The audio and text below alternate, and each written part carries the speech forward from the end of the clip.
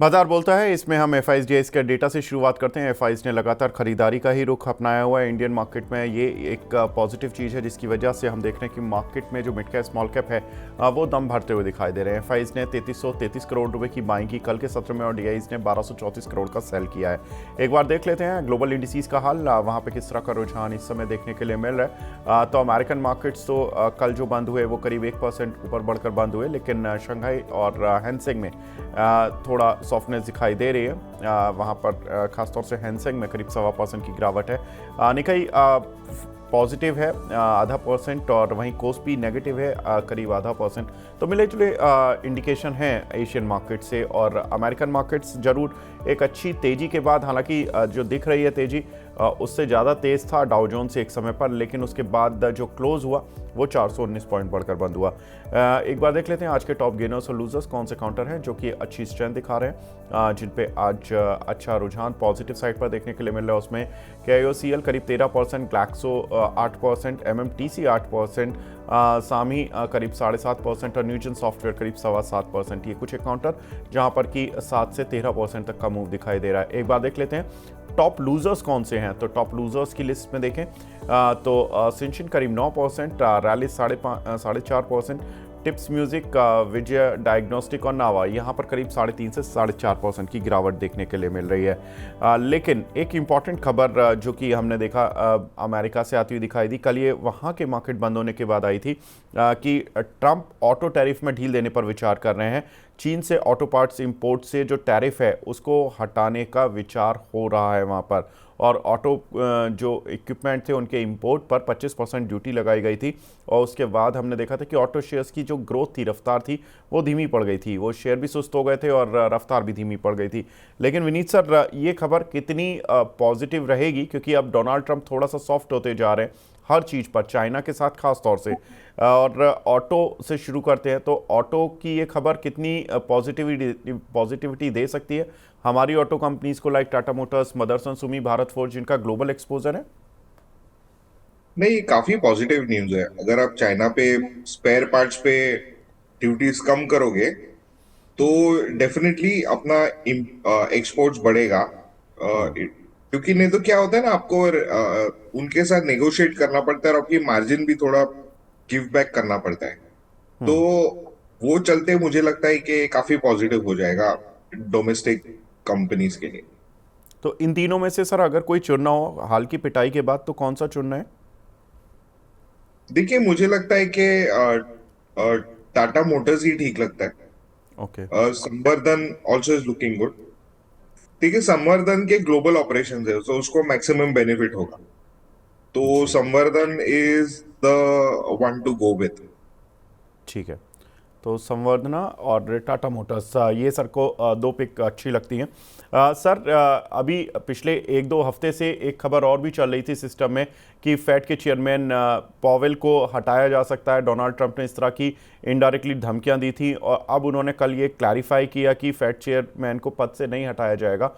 और उसके बाद अमेरिकन मार्केट्स में अच्छी तेज़ी भी आती हुई दिखाई दी। हालांकि फेड चेयरमैन का जो कार्यकाल है वो भी मई 2026 तक का है। तो आई थिंक अब 1 साल ही बचा है। लेकिन 1 साल में इकोनॉमी के एक बड़े पद पर उस बंदे का बैठा रहना जो कि उनके राष्ट्रपति को खुद पसंद नहीं आता, ये कितना मार्केट के लिए पॉजिटिव या नेगेटिव का काम करेगा? देखिए, ट्रम्प की एक्सपेक्टेशन थी, या मैं बोलूँ गैम्बल था, कि ये ड्यूटीज लगाएंगे तो इकोनॉमी सॉफ्ट होगा तो इंटरेस्ट रेट घट जाएंगे। एक्चुअली उल्टा हो गया। इंटरेस्ट रेट्स बढ़ गए क्योंकि इन्फ्लेशन सप्लाई साइड इतना ज्यादा हो गया कि उनकी वो फायर नहीं की पॉलिसी।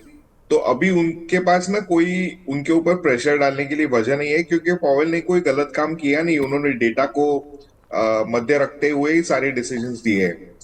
और जब तक ये इंटरेस्ट रेट्स डाउन नहीं आते, मुझे नहीं लगता है कि आप इंटरेस्ट रेट काट पाओगे। इन्फ्लेशन तो बढ़ ही रहा है। बिल्कुल। सर, कल हमने देखा था कि जिस तरह से चाइना और अमेरिका की जो टैरिफ टेंशन दूर हुई हैं, पहले मैं उस पर भी एक अपडेट दे देता हूं, उसके बाद आईटी शेयरों पर बात करूंगा।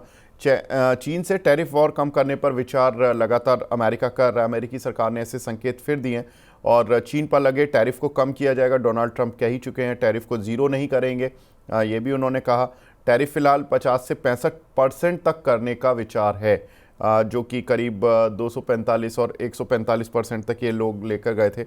चीन भी अमेरिकी जो प्रोडक्ट्स हैं उन पर ट्रेड बैरियर हटा रहा है। विनीत सर, कहीं ना कहीं ये जो एस्केलेशन था वो अब डी एस्केलेट हो रहा है अमेरिका और चाइना के बीच में, और दोनों साइड से हो रहा है, लेकिन इसमें अमेरिका ने शायद पहल की है, ऐसा अभी तक के स्टेटमेंट देख के लगा। आपको क्या लगता है सर, अमेरिका फाइनली झुकने लगा है चाइना के सामने, खुद अपनी ही जाल में फंसा है, और ऐसे में अब चाइना और अमेरिका के बीच में अगर सुलह हो जाती है तो जो हमने कल देखा कि अमेरिकन इकोनॉमी पर जो काले बादल आ रहे थे कि वहाँ मंदी आ जाएगी, माल नहीं मिलेगा, तो वो सब हटे हैं, और उसकी वजह से आईटी जो चला है वो एक सस्टेन्ड रैली लेगा या नहीं लेगा, और कैसे देख रहे हैं इस पूरी खबर को सर? देखिए, मुझे लगता है ये वॉलेटिलिटी जो आई है ना, दैट इज फॉर वो जो ऊपर नीचे आप देख रहे बड़े बड़े मूव्स आ रहे हैं, वो एक्चुअली एक ट्रायंगुलर फॉर्मेशन बन रहे हैं। उसके बाद में और एक डिप नीचे आएगा जो 5000 S&P को नीचे निचले स्तर लेके जाएगा। तभी आप देखोगे मंथ ऑफ मई में बहुत नेगेटिव न्यूज आएगी कि बाजार खत्म हो गया है, अमेरिकन इकोनॉमी खलास हो गई है। वो टाइम पे आपको बाइंग करनी है, उसमें आपको एक बड़ा मूव आएगा और वो सस्टेन होगा for the next 5 to 6 months। So already ये जो टैरिफ्स टेकिंग बैक हो रहा है, उसमें मुझे लगता है कि आपको अच्छा खासा प्ले मिलेगा अप टू अक्टूबर एंड तक। उसके बाद में जो फोर्थ क्वार्टर आएगा, that will be the time for reckoning for the US dollar, और उसमें यूएस डॉलर आप देखोगे कि काफी निचला स्तर छू सकता है। तो मुझे लगता है कि मध्य समय में अच्छी खासी तेजी होने वाली है, और उस पे हमें फायदा लेना चाहिए। हाँ, अभी अपने पाकिस्तान के साथ टेंशन जारी है, पर आपने देखा रहेगा कि यूक्रेन और रशिया के युद्ध में सारी चीजें नॉर्मलाइज भी हो जाती है। वॉर ऑल्सो बिकम्स पार्ट, और चल रहा है, चलने दो टाइप्स, डिस्काउंट हो जाता है वॉर भी। तो मुझे लगता है कि जैसे मैंने बोला कि साइडवेज मूवमेंट के बाद में एक फॉल आ सकता है मई में। उसके बाद में आप देखोगे कि नवंबर तक अच्छी खासी रैली हो जाएगी, अक्टूबर नवंबर।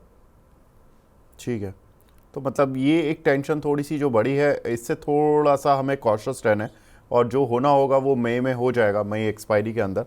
तो हमें जो भी सिग्नल मिलने हैं वो अगले एक महीने में मिल जाएंगे। रिजल्ट सीज़न भी सर ओवर हो जाएगा ऑलमोस्ट मई तक, तो जो भी आना होगा कॉर्पोरेट अर्निंग्स में वो दिख जाएगा। सर, अभी तक आपको कॉर्पोरेट अर्निंग कैसी लगी? जो आउटलुक आया जैसे आईटी कंपनीज़ का, उनकी जो मैनेजमेंट की कमेंट्री लगी वो कैसी लगी? साथ ही बैंकिंग में जो मेजर बैंक्स के रिजल्ट्स आए हैं वो कैसे लगे सर आपको? नहीं, बैंकिंग पे हम काफी पॉजिटिव है।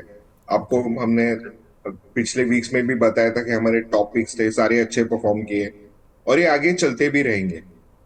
दूसरी चीज क्या है कि आईटी में काफी डैमेज हो चुका है, and because of this war like situation being created, थोड़ा बहुत उसको फ्लिप भी मिल रहा है ऊपर, क्योंकि रूपी कल थोड़ा वीक हो गया था। मेरे हिसाब से आईटी लॉन्ग टर्म में अवॉइड करना चाहिए, जैसे मैं पहले भी मेंटेन कर रहा हूँ। लेकिन अभी ना सब स्टॉक्स फेयर वैल्यू के आसपास है, सो उसमें और कोई स्टॉक्स फेयर वैल्यू के नीचे भी है तो थोड़ा बहुत आप रैली भी देख सकते हो उनमें।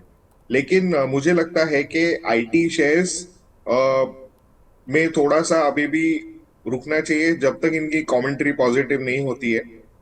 एचसीएल टेक को छोड़ के बाकी सब कंपनीज की कमेंट्री अभी तक जो आई वो एवरेज थी।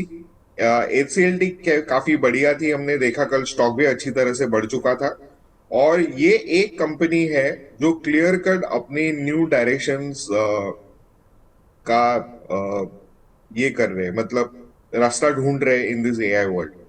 सो जो भी ये करेगा वो अच्छा रहेगा। आगे बढ़ते हैं सर अगली खबर की तरफ।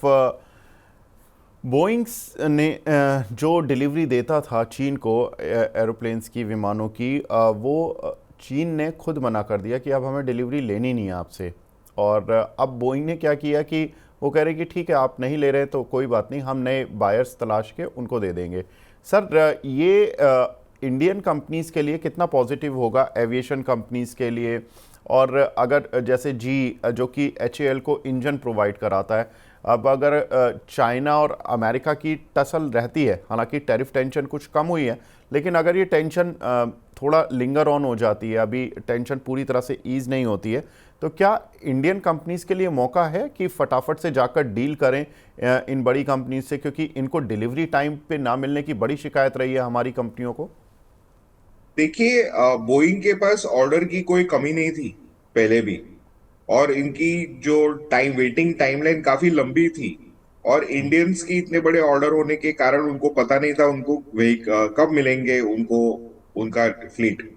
लेकिन अभी जो ये बोइंग ने बोला है कि वो चीन से डील टूटने की तैयारी कर रहे हैं, तो वो लोग इंडिया को प्रायोरिटाइज करेंगे, क्योंकि इंडिया एक बड़ा मार्केट है, बड़ी डिलीवरीज की आनी है, 500 एयरक्राफ्ट खरीदने हैं। और ये खासकर स्पाइस जेट के लिए काफी अच्छा होगा, और हमें उम्मीद है कि ये स्टॉक काफी अच्छी छलांग लगेगा आने वाले दिन। सर स्पाइस जेट पर यस, मैं आपकी रिपोर्ट भी देख रहा था, एक रिपोर्ट आई थी आपकी टेक्नो फंडा कॉल, जिसमें आपने आई थिंक 62 के टारगेट दिए हैं। सर उसके पीछे टेक्निकल रीज़न तो ठीक है, वो ब्रेकआउट्स वगैरह आ जाते हैं, लेकिन मैं फंडामेंटल रीज़न समझना चाहता हूँ, और क्या रीज़न है सर? सर उन्होंने बोला है कि एक साल में उनकी फ्लीट साइज डबल हो जाएगी, ओके। तो 2 साल में उनके नंबर्स भी डबल होने हैं। तो मतलब आप मोटा मोटा आप टॉप लाइन की 35 to 40% कैगर ग्रोथ की बात कर रहे हो, है ना? उसके पीछे क्या होने वाला है, फिर उनके पास प्राइसिंग पावर भी आ जाएगी, क्योंकि इंडिया में मोनोपोली जैसी सिचुएशन है, थोड़ा उनका मार्केट शेयर इंप्रूव होगा, उनके ऑपरेटिंग लीवरेज आएगी। तो हमें लगता है कि ये स्टॉक काफी अच्छा परफॉर्म करेगा आने वाले दिनों में। ठीक है। और सर जो क्रूड ऑयल की जो हाल फिलहाल की पोजीशन है उसको देखते हुए इन कंपनीज को मार्जिन फ्रंट पे कुछ फ़ायदा मिल पाएगा क्या? क्योंकि एटीएफ के जो प्राइजेस हैं वो डायरेक्टली क्रूड से लिंक रहते हैं। देखिए, अभी जो ट्रम्प थोड़ा बहुत अपने डिसीजन से मुकर रहे, तो क्रूड प्राइसेस वापस थोड़ी बढ़ेगी। तो वो जो आपको विंडफॉल मिला था, शॉर्ट टर्म था। और अगर इंडिया पाकिस्तान वॉर होता है, सिचुएशंस बढ़ जाती है, तो फिर वो टाइम पे भी थोड़ा बहुत आपको यू नो देखोगे कि क्रूड ऑयल थोड़ा बहुत इम्प्रूव होगा। तो ओके। ये जो उनको गेन हुआ था, वो मेरे हिसाब से अभी और नहीं आने वाला। ठीक है। अगली खबर सर बजाज फाइनेंस पर है। बजाज फाइनेंस पर बोर्ड बैठक होने जा रही है 29 अप्रैल को, जिसमें बोनस शेयर और स्टॉक स्प्लिट पर बात होगी। वैसे तो सर इसमें मतलब सारी कॉर्पोरेट एडजस्टमेंट अकाउंटिंग एडजस्टमेंट ही होती हैं, लेकिन ये खबर सेंटिमेंटली थोड़ा सा पॉजिटिव हो जाती है, लेकिन काउंटर पर जो रिएक्शन है वो कुछ इस तरह का है कि काउंटर गैप अप खुला काफ़ी तेज़ी से। 9323 की कल की क्लोजिंग थी, 300 रुपये ऑलमोस्ट ऊपर खुला, 9660 तक गया, और उसके बाद अब बिल्कुल फ्लैट है, 9330 पर ही आ गया है। क्या लगता है सर ये कितना पॉजिटिविटी का काम करेगी, और क्या करें काउंटर पर? नहीं, ये तो हमारे बाई लिस्ट पे है काफी टाइम से।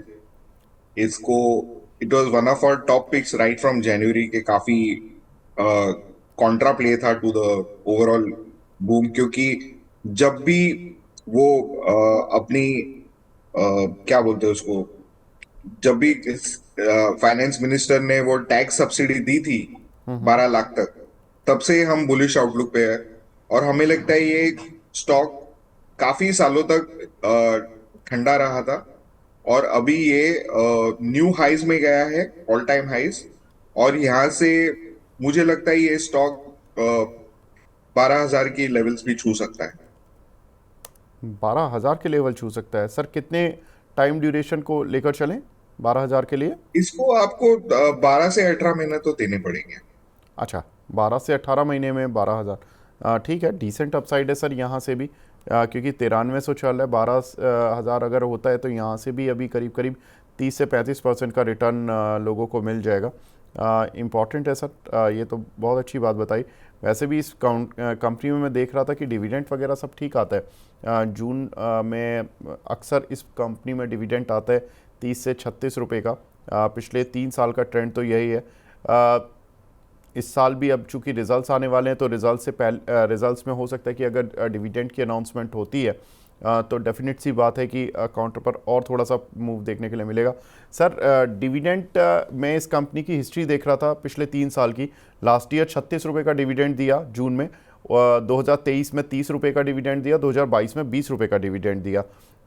डिविडेंड को लेकर हालांकि डिविडेंड यील्ड तो कुछ नहीं बचेगी क्योंकि 9300 रुपये का शेयर है, लेकिन dividend plus bonus plus split, तो अगर शॉर्ट टर्म मूव कुछ आना है तो आपको लगता है कि शॉर्ट टर्म मूव के लिए भी काउंटर है, ये प्ले किया जा सकता है अगले 5-10 दिन के लिए जब तक कि इसमें ये सारी अनाउंसमेंट्स नहीं आ रही हैं, या अभी प्रॉफिट बुक हुआ है ऊपर के लेवल से तो होने दें?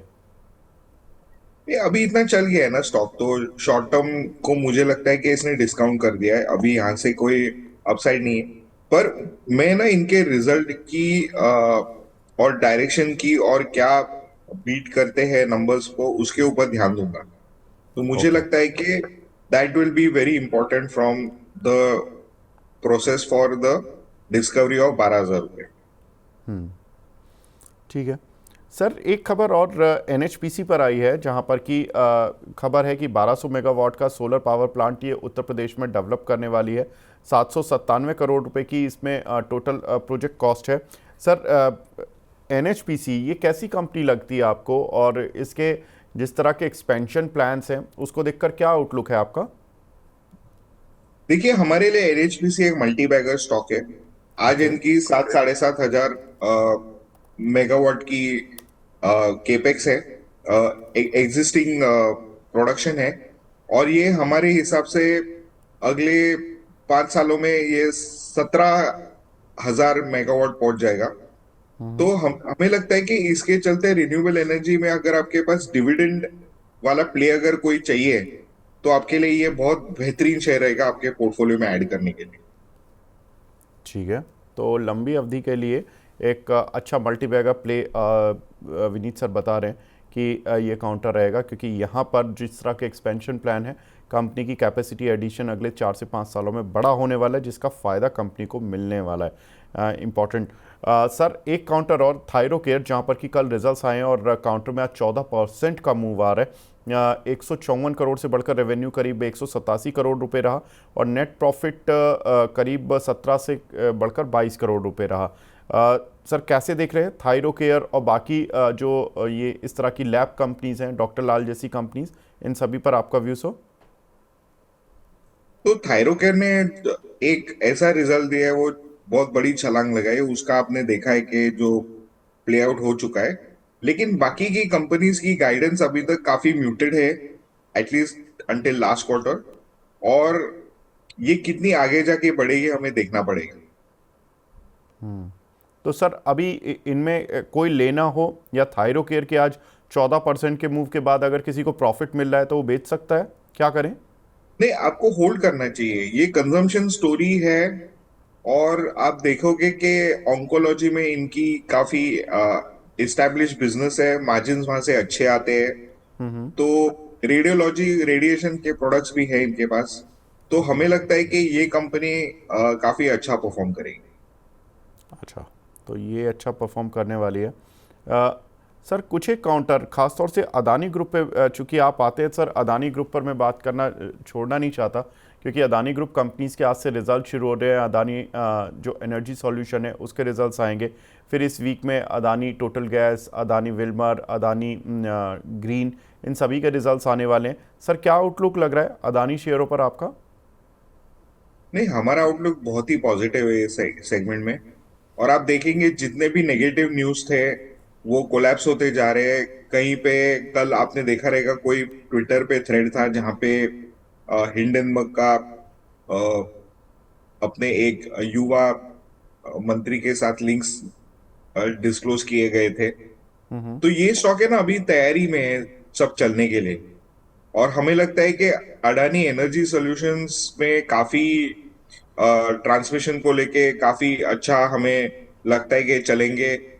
सारे स्टॉक्स अच्छे चलेंगे। मतलब अगर आप थोड़ा बहुत ट्रांस गैस को साइड में रखें तो मुझे लगता है सारे स्टॉक्स बेहतरीन तरीके से चलेंगे।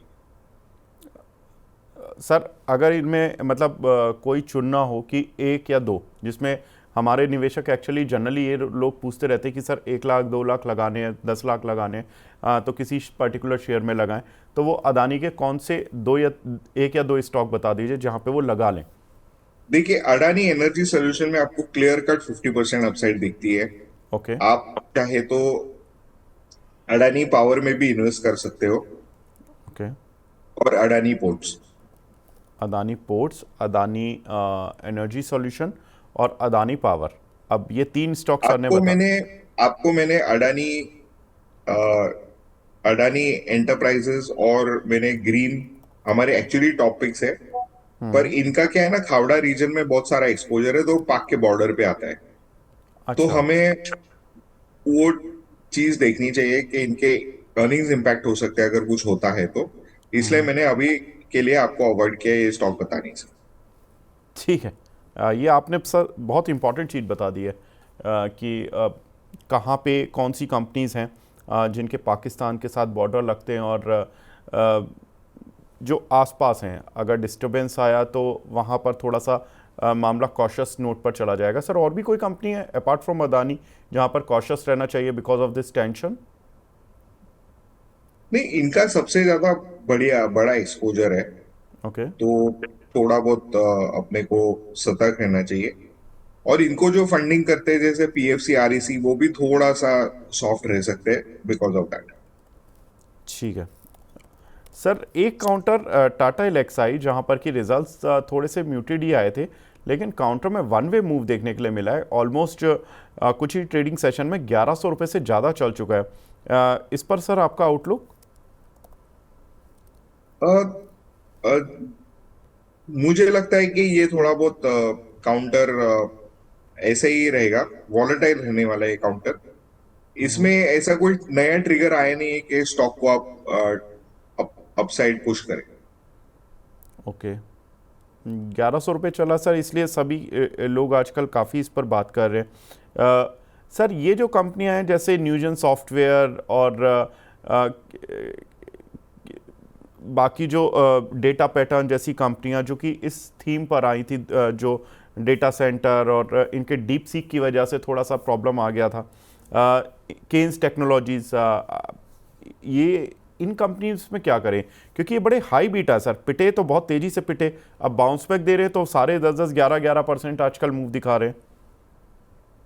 देखिए, ये सब हाई ग्रोथ सेक्टर्स वाले स्टॉक्स है, और इनके पास क्या होता है कि इनके पास मास मैन्युफैक्चरिंग कैपेबिलिटी है, तो स्मॉल मार्जिन पे ये अच्छा खासा वॉल्यूम जनरेट करते हैं।